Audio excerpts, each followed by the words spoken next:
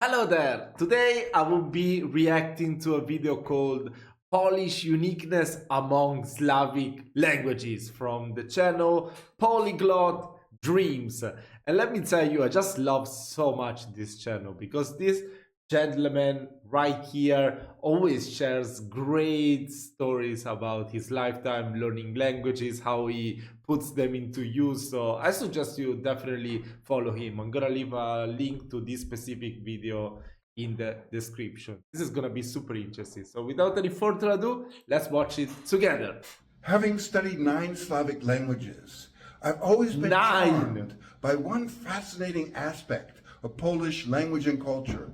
Back in the 1970s, I found Polish to be very szlachetny, full of grace and respect, from kissing a woman's hand to showing deference in everyday speech.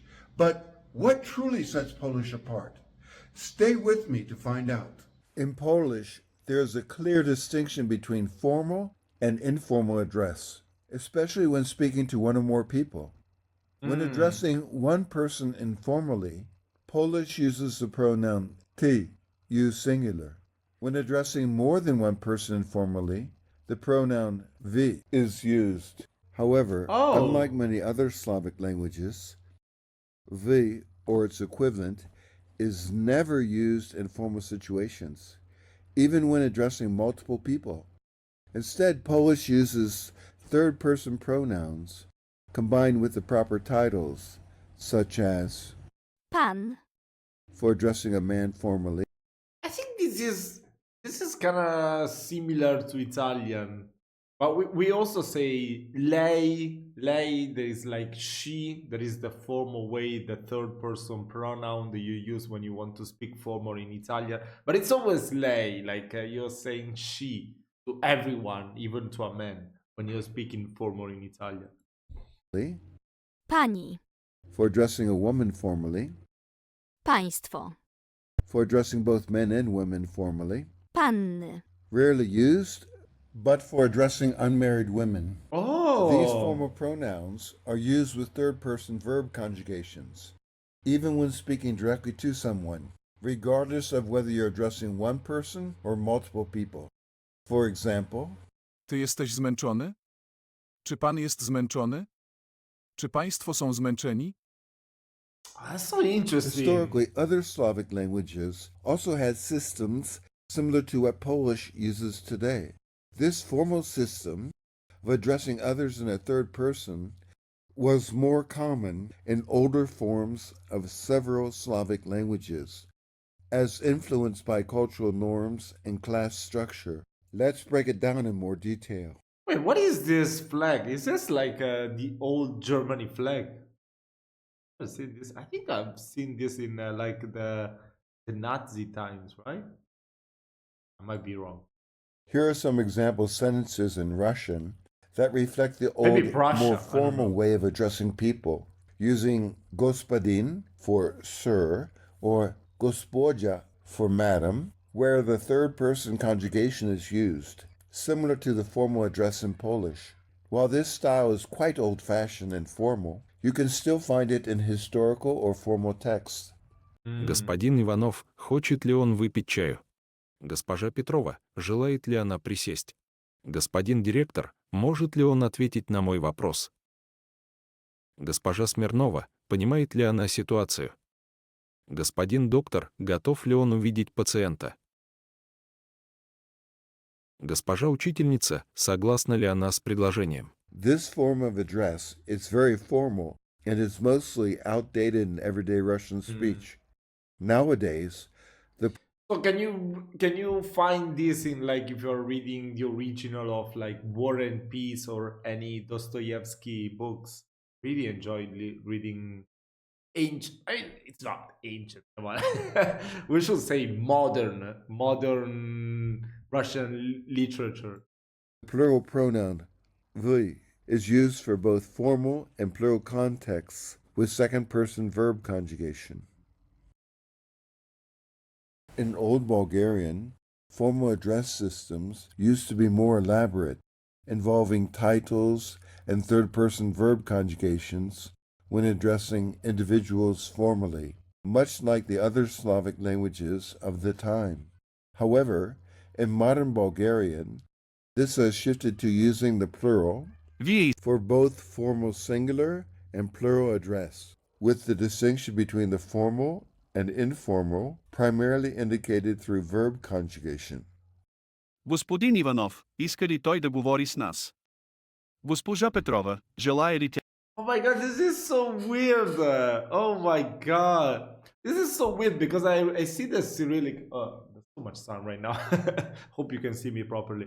Yeah, I can see the Cyrillic and then it's pronounced in a total different way from Russian. This is so weird. Тя кафе. Господин директор, може ли той да види пациента? Госпожа учителка, разбира ли тя въпроса? Ти искаш ли да говориш с нас? The informal pronoun Ти is used with the verb. искаш. Вие искате ли да говорите с нас? The formal pronoun Вие is used with the second person plural. искате. Вие искате кафе? So in the same way, it can be used for plural formal situations as well as plural informal situations. In other words, the informal plural is the same as the formal plural or singular. For example, Вие искате кафе? Вие искате кафе?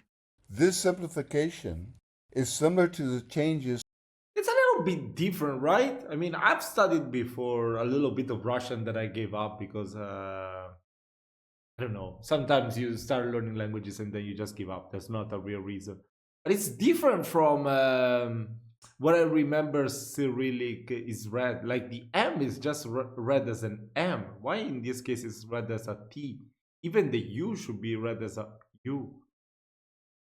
This time is that here is read as a I. I guess even the Cyrillic has different pronunciation for different languages, right?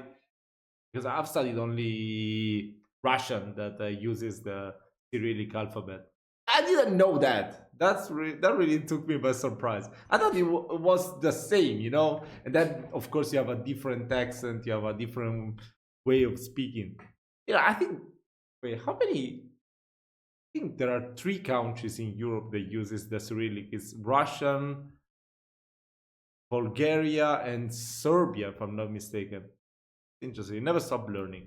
Seen in other Slavic languages where formal address systems have generally become less complex over time.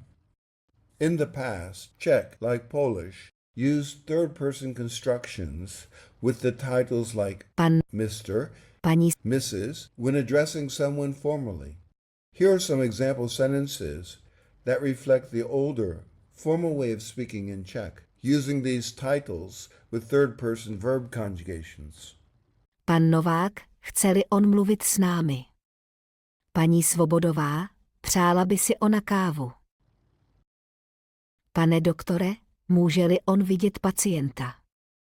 Paní učitelko, rozumí-li ona otázce. Pan ředitel, je-li on připraven začít schůzku.